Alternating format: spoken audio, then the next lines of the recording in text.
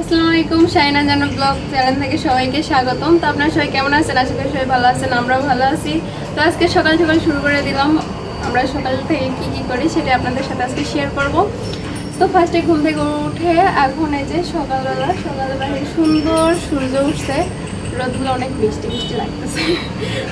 তো এখন এই গাছে পানি দেবো, মরিচের গাছগুলো দেখেন মরিচ একবারে গাছে পেকে লাল হয়ে গেছে। এদিকে এই গাছে মরিচও কিছুটা পেকে গেছে, আর এটা দাম পুরো একবারে লাল মরিচ হয়ে গেছে। আর এদিকে সবের যে তরমুজের গাছ দেখেন কত বড় তরমুজের গাছ হয়ে গেছে। তরমুজে অলরেডি যে ফুলও চলে আসছে, কিন্তু এখনো ফুল ফুটাও না, আবার তরমুজ ধরেও নি। তো এখন গাছ পানি দেবো। তো আমি পানি নিয়ে আসছি এখানে, এই যে এক বড্ডা পানি নিয়ে আসছি। তো আস্তে আস্তে এখন এগুলো পানি দেবো। এটা হচ্ছে এই গাছটা লাগাইছি কতদিন হয়ে গেল, কিন্তু ফুল হয়নি এখনো, প্রায় 1 বছর হয়ে গেছে, তারপরে ফুল আসে না। এটা অল্প পানি দিলেই হয়ে যায়। মরিচের গাছে পানি জাগিদ করে পানি নিয়ে আসলে এদিকে পানি দেওয়া যায় না, যার কারণে বদলাত করে পানি দিতে হয়। এটা কিন্তু ভালো বদনা, আবার কেউ যেন ভাবেন না যে এটা বাথরুমের বদনা। এটা কিন্তু ভালো বদনা একদম, শুধু গাছে পানি দেওয়ার জন্য এই বদনাটা। আর পানি নিয়ে আসতে হলে আর এখানে তরমুজের গাছে দেখতে পেয়েছি পানি লাগবে। পানি শেষ, তো আমি পানি নিয়ে আসি। একবার পানি সব দেওয়া শেষ হওয়ার পরে আপনাদের সাথে আবার দেখা যাচ্ছে।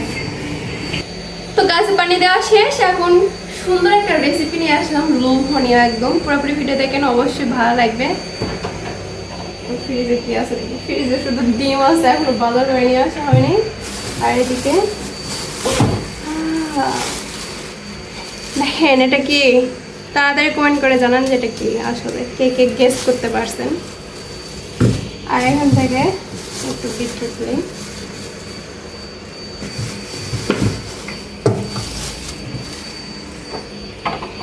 একটা বিটরুট নিলাম। আর এখানে আছে তেঁতুল, তো তেঁতুলের আচার বানাবো আর কি, সেটা আপনার সাথে শেয়ার করবো। একদম লোভনীয়। কার কার তেঁতুলের আচার পছন্দ অবশ্যই কমেন্ট করে জানাবেন। তো চলেন আমি কীভাবে কোন প্রসেসে আমি তেঁতুলের আচার বানাই সেটাই আজকে আপনাদের সাথে শেয়ার করবো। পুরোপুরি ভিডিও দেখেন, অবশ্যই ভালো লাগবে।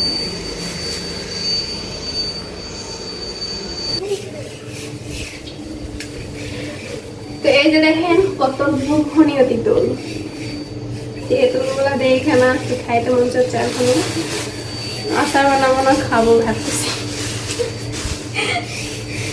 তেঁতুলের এখান থেকে কয়েকটা রেখে দেবো, পরবর্তীতে খাবো।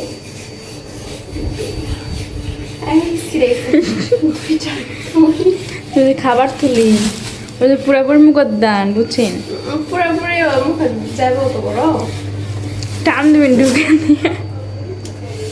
এটা এখন পানিটা মুখে জল চলে আসছে।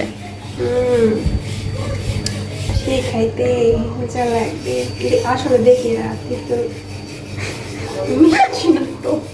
হ্যালো, সামলাইতে পারে না।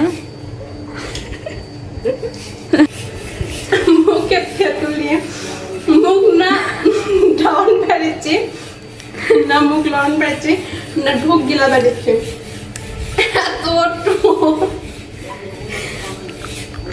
আচ্ছা আর কাজ করি, এই যে এগুলো আসবে পরে খাওয়ার সময় চুষে খাওয়া হবে।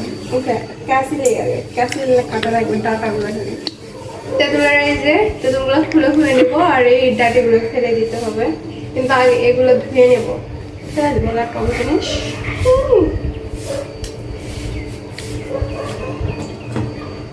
400 টাকা কেজি লিছে। এই যে এরকম সাড়ে সাড়ে নিচ্ছি, ডাটি থাকে। টাকা বড় জিনিস নয়, টক জিনিস, খাওয়া আগে।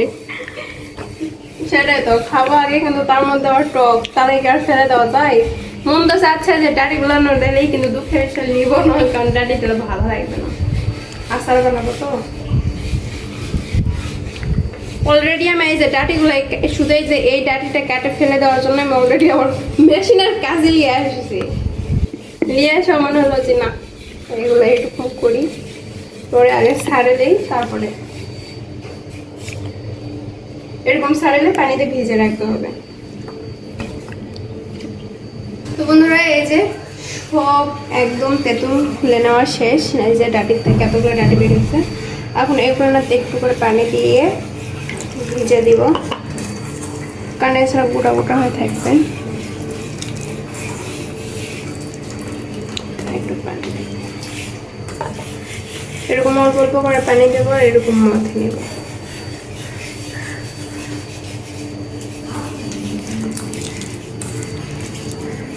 আর এর ফাঁকে এখন এই তেঁতুলটা একটু ভিজুক, ততক্ষণ এর ফাঁকে আমি এই যে এখানে গুড় নিয়েছি, গুড় দিয়ে বানাবো। গুড়গুলো ভালো করে কেটে নেব। এই যে গুড়টা কেটে নেব, দানা গুড় তো।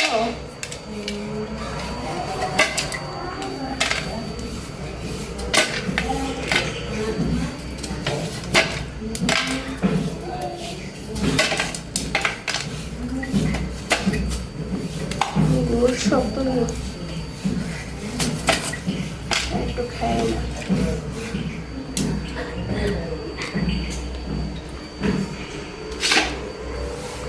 খেজুরের গুড়,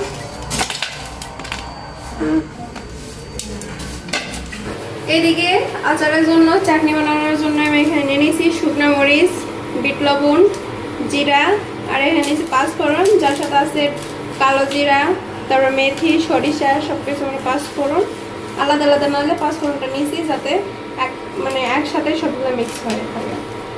তেজপাতা নিয়ে নিয়েছি। তো এগুলো এখন ভালো করে ভেজে নেব।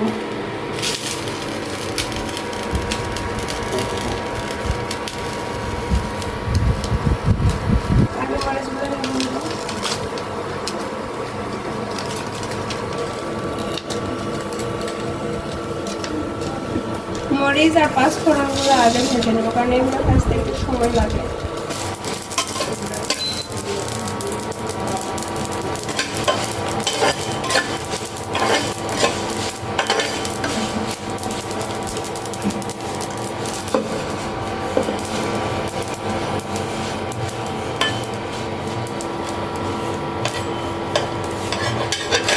পাঁচফোড়নগুলো একটু ভাজা হয়ে গেছে, মরিচগুলো ভালো করে ভেজে নেব। এর মধ্যে এখন দিয়ে দিব বিট লবণ, আর জিরা।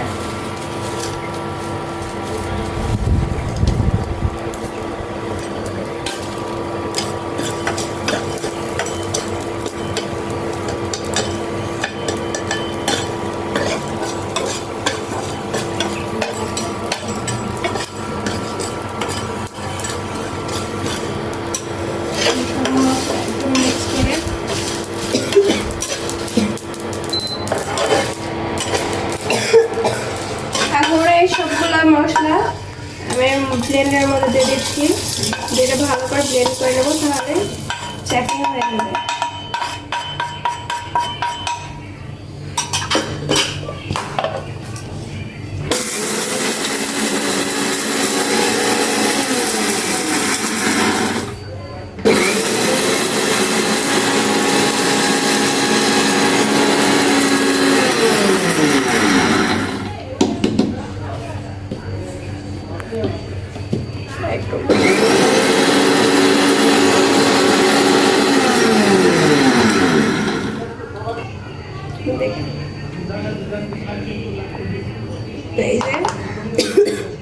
এরকম চাটনি করে নিছি।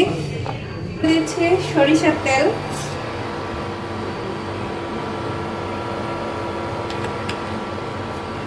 সরিষার তেল দিয়ে এখানে কয়েকটা জিরা রেখে দিয়েছিলাম, গোটা জিরা, তো গোটা জিরাগুলো এখানে দেব। আর সাথে দিয়ে দিচ্ছি 3টা তেজপাতা ছোট ছোট। একটু জিরাগুলো একটু হালকা করে ভেজে নিব।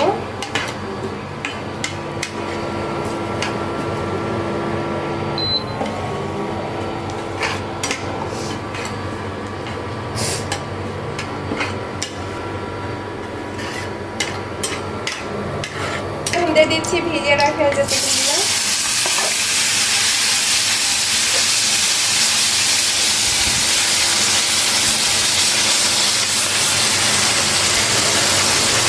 এখন এর মধ্যে এখন দিয়ে দিব এই যে গুড় দিয়ে দিচ্ছি।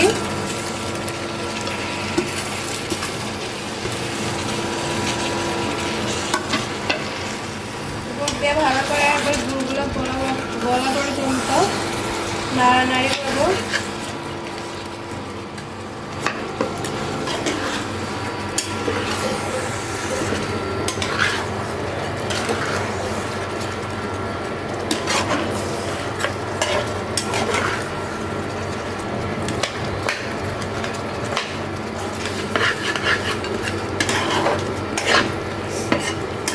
ঝাল মিষ্টি আর টক হবে। আপনারা যদি মিষ্টি বেশি খাইতে চান তাহলে ঝালের পরিমাণ কম দিবেন আর মিষ্টির পরিমাণটা বেশি দিবেন। আমি এই তেঁতুলের আচারটা ঝাল মিষ্টি টক বানাবো, যার কারণে ঝালও দিব বেশি, টক আছে, আর চিনির পরিমাণ মানে কম দিছি, গুড় দিছি, যেহেতু অল্প গুড় দিছি।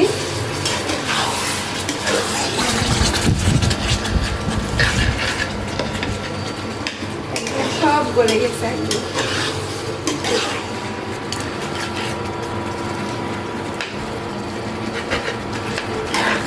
এখানে স্বাদ মতো লবণ দিচ্ছি, লবণ একটু কম দিচ্ছি কারণ এই চাটনিতে লবণ দেওয়া আছে, বিট লবণ, যার কারণে এখানে অল্প লবণ দিয়ে দিচ্ছি।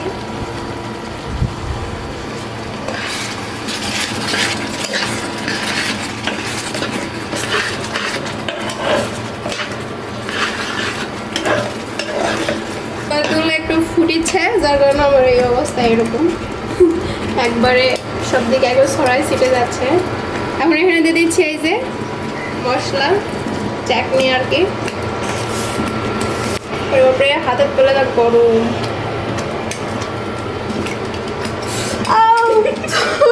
ভালো করে লেগেছে।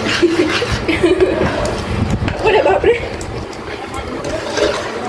ভয়ে আমি চুলা অফ করে দিয়েছি। চুলার আচার বানাতে সেইটি একবারে গেছে, চারিদিকে ছিটে ছিটে পড়ছে, তার মধ্যে যে হাত পাও গায়ে পড়ছে, আমার চোখের পতন করছে, ভয়ে আমি চুলা অফ করে দিছি। अरे गोगो का स्लीपर भी সব বাবু I need help কেমন গাইতে? builder no teacher Shanika गोला बना दो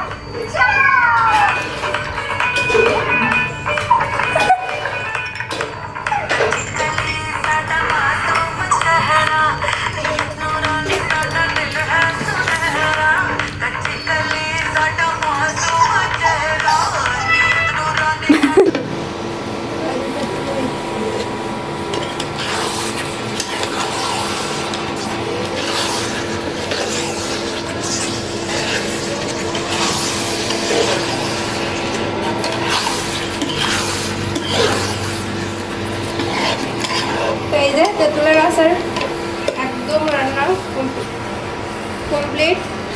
এখন এটা একটা প্লেটে করে রোদে দিয়ে একদিন রোদ দিব, তারপরে এটা আবার বয়ম করে রাখলে, বয়মে উঠে রাখলে 6 মাস 1 বছর আপনারা খাইতে পারবেন। তাই যে তেঁতুলের আচার একদম কমপ্লিট। কালারটা দেখেন কত সুন্দর একদম কালার আসছে, দেখে তো এখন লোভ লাগে যাচ্ছে। আর তেঁতুলের আচার মায়ের শেষ, চুলা অফ করে দিলাম। এই আচারটা এখন আমি একদিনের জন্য হয়তো বা একটা প্লেটে করে ভালো করে করে দিয়ে হচ্ছে ফ্যানের নিচেও রাখতে পারি, বা হচ্ছে একদিনের জন্য ছাদে রোদে দিব। যে কোনো দুইটার মধ্যে একটা কাজ করবো, করার পরে এটা হচ্ছে আপনি বইমেট করে রেখে দেবো, মানে ডিব্বাত করে রেখে দেবো, যাতে 6 মাস বা 3 মাস 4 মাস অনেকদিন পর্যন্ত রাখা যায় সেইভাবে। তো আমাদের তেঁতুলের আচার বানানো কেমন লাগলো অবশ্যই কমেন্ট করে জানাবেন। আর এটা ঝাল মিষ্টি টক হয়েছে, আমি খেয়ে একটু দেখলাম। তো আপনারা যে যেরকম খাবেন, বললামই তো, ঝাল যদি বেশি খান তাহলে ঝাল বেশি দিবেন, আর যদি টক মানে একদমই খেতে চান না তাহলে একটু মিষ্টির পরিমাণটা বেশি দিবেন। তো আমাদের ভিডিওতে পর্যন্ত সব ভালো থাকবেন, সুস্থ থাকবেন, আল্লাহ হাফেজ।